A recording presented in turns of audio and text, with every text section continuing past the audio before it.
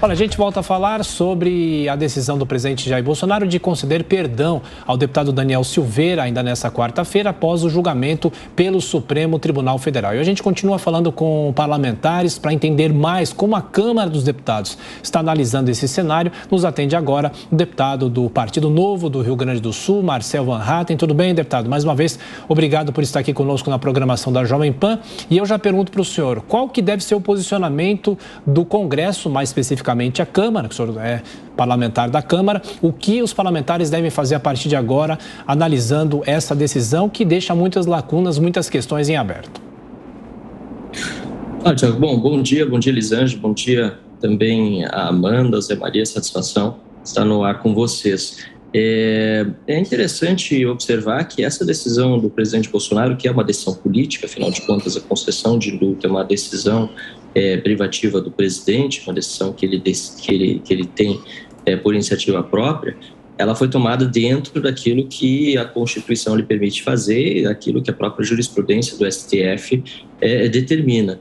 E, de outro lado, nós vimos uma decisão do STF, que é uma corte de justiça, uma decisão que deveria ser jurídica, andando ao arrepio do que diz o texto da própria Carta Magna. O artigo 53 da Constituição é muito claro, dizendo que deputados e senadores são invioláveis por quaisquer, não tem nenhum tipo de flexibilização da palavra quaisquer, né? Quaisquer de suas opiniões, palavras e votos, né? Nós somos críticos da imunidade total de deputados, a gente acha, inclusive, que em muitos casos de crimes cometidos, por exemplo, contra a administração pública ou outros crimes comuns, deputados e senadores deveriam poder ser presos. Não é disso que trata o caput do artigo 53, ele trata da imunidade parlamentar por opiniões, palavras e votos. Então nós tivemos, de um lado, uma corte de justiça tendo uma decisão política, e um político, o presidente da República, tomando uma decisão sim política, mas ao mesmo tempo resguardado pela Constituição.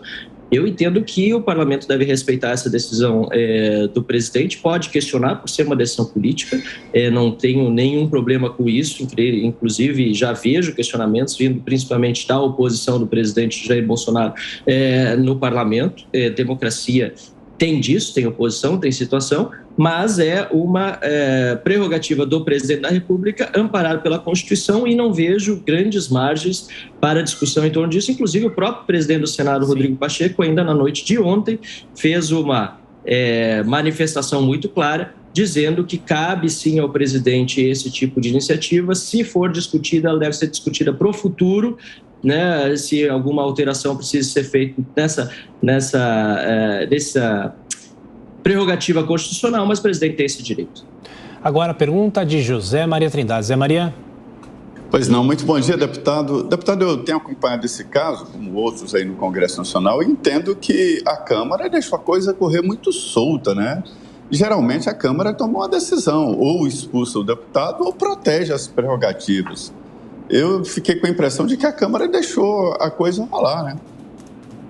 Exatamente, Zé Maria. Na verdade, a Câmara, obviamente, tem culpa nesse processo todo, né? E, aliás, uma das entrevistas que mais rendeu visualização das minhas redes foi justamente com você, no Salão Verde do Congresso Nacional, depois daquela decisão infame da Câmara dos Deputados de manter o deputado Daniel Silveira preso, a qual eu fui contrário de uma forma bastante contundente, inclusive fui o primeiro a utilizar a tribuna para defender que a Constituição fosse respeitada, né, independentemente do quão desprezíveis ou reprováveis fossem as falas do parlamentar Daniel Silveira.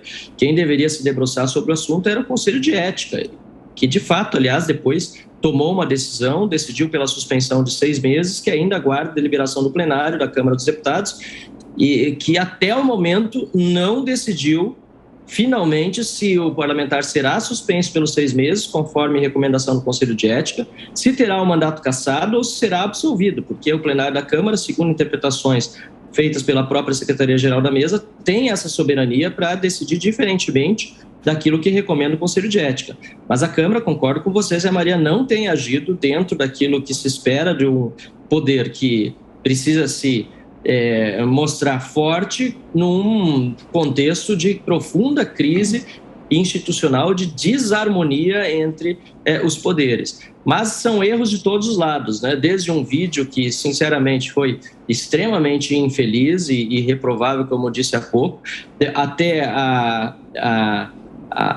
A decisão dos ministros do Supremo Tribunal Federal, principalmente do ministro Alexandre de Moraes, de levar isso de uma forma muito pessoal, né, de figadal, levando a descumprimento de uma série de preceitos legais e constitucionais, a começar pelo mandado de prisão em flagrante, que não existe em nenhum lugar do nosso ordenamento jurídico brasileiro, eu duvido que exista em algum lugar do mundo, e uma série de desrespeitos feitos também pelas casas legislativas. A Câmara não poderia ter deixado ele preso, foram apenas 130 deputados votando contra, o presidente poderia ter sustado essa ação penal, e finalmente o Senado, que tem a prerrogativa de avaliar o trabalho dos ministros do Supremo Tribunal Federal, primeiro não fez a CPI da Lava Toga.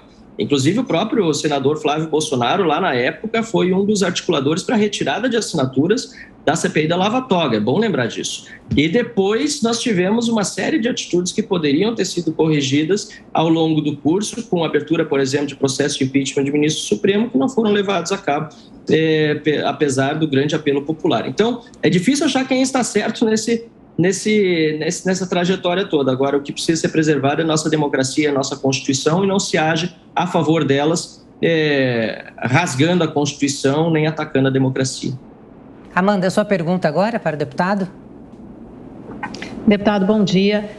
Bom dia, o caso é que o STF, por ampla maioria, considerou, na sua interpretação, e ele sim é o legítimo intérprete da Constituição, que quem rasgou a Constituição e fez um ataque frontal à democracia, ainda pregou a agressão a ministros do STF, foi o próprio deputado Daniel Silveira. Eu quero colocar 2 pontos para que o senhor enderece, por favor. Um, sobre os efeitos políticos dessa decisão, se isso nos joga numa crise institucional, de novo, né, num conflito, num confronto muito grande entre os poderes, semelhante ao que foi visto em 7 de setembro do ano passado, depois daqueles atos, né, no fim, o presidente Bolsonaro cumpriu o que prometeu, que era descumprir uma decisão judicial por meio da concessão dessa graça, uma série de questionamentos sobre desvio de funcionalidade. E o outro ponto é sobre a inelegibilidade do Silveira. Parece que isso está muito estabelecido, até um dos ministros do STF me encaminhou uma súmula vinculante do STJ, em que diz que os efeitos secundários da pena, ou seja, inelegibilidade, primariedade, a multa, não podem ser contemplados por um indulto presidencial. Então, queria ouvi-lo sobre esses 2 pontos, crise institucional e inelegibilidade de Silveira.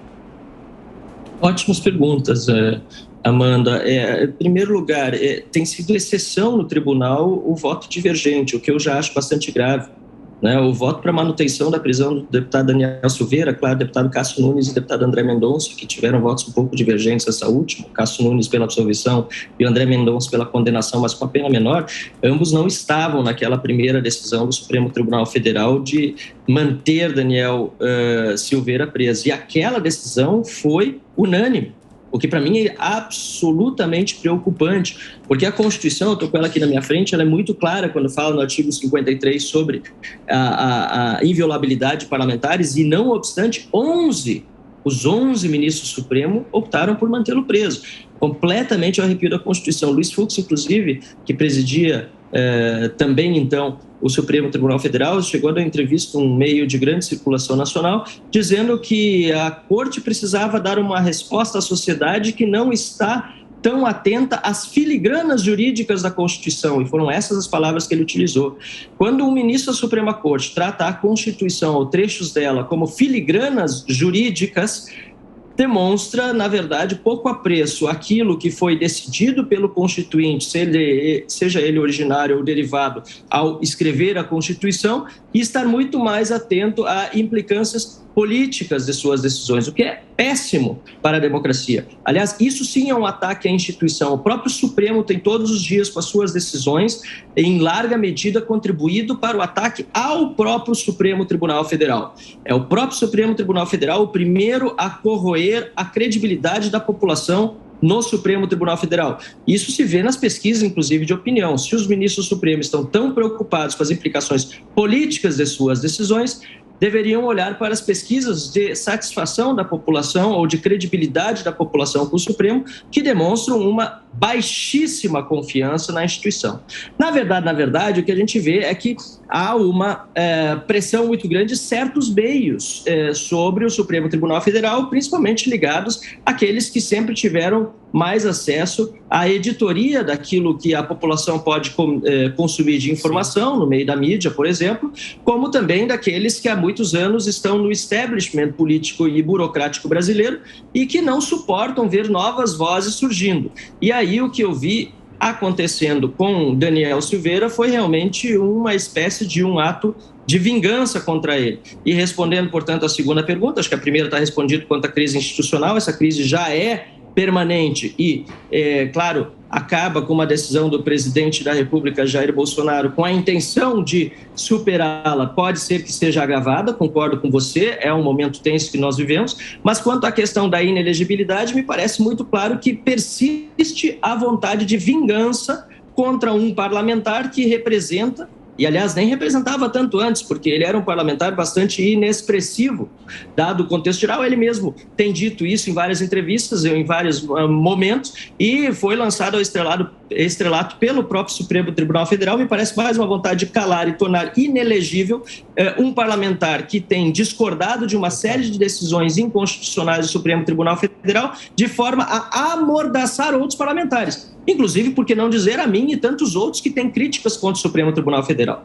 Porque quando o Supremo Tribunal Federal prende ainda que tenha sido uma manifestação reprovável, como eu digo, e terrível, mas prende por 8 anos, quando o crime de homicídio tem pena mínima de 6 anos, e quase ninguém, sinceramente, no nosso país tem ido preso ultimamente, principalmente nos altos círculos da política, e prende alguém por manifestar opinião flagrantemente contra a Constituição, eu não posso ver isso senão como uma vontade de vingança contra esta pessoa e também uma tentativa de amordaçar todas as outras que têm críticas bem fundadas, como eu acredito ser sempre o meu caso, à ação e atitudes do Supremo Tribunal Federal. Deputado, e para a gente fechar também essa discussão, muitos políticos, juristas, eles postaram nas redes sociais suas opiniões e a maioria diz que isso é uma aposta na ruptura das instituições, como o senhor falou, democráticas. Acredita que monopolizou essa discussão? Olha, eu entendo que já houve a ruptura da Constituição e da ordem democrática, em parte, quando o Supremo decidiu agir contra o texto constitucional. Eu vou ler a literalidade do artigo 53, porque é inacreditável como não se tem citado mais ele. O artigo 53 da Constituição diz assim: os deputados e senadores são invioláveis, civil e penalmente, por quaisquer de suas opiniões, palavras e votos. Aliás, importante lembrar, esse quaisquer de suas opiniões, palavras e votos foi incluído pela Emenda Constitucional 35 de 2001. Ou seja, em 2001, os deputados e senadores, em 2 casas, em 2 turnos, mudando a Constituição, decidiram deixar ainda mais claro, colocando a palavra qualquer no plural. Aliás, uma curiosidade para quem está acompanhando, é a única palavra no português que tem o plural com um S no meio da palavra, quaisquer, ou seja, qualquer no plural, quaisquer de suas opiniões, palavras e votos. Ou seja, o Supremo não podia, sob nenhuma hipótese, ter violado a imunidade parlamentar, civil ou penalmente, de forma a colocar na cadeia um parlamentar. Muito menos da forma como foi com o Daniel Silveira, que foi ainda antes de processo. Muito menos, aliás, com as supostas vítimas atuando também como acusadoras e como julgadoras. Então, é um absurdo completo. Para mim, todo esse processo está errado. E começou, é importante lembrar, inclusive, porque eu estou falando com o meio de imprensa, começou com a revista Cruzoé.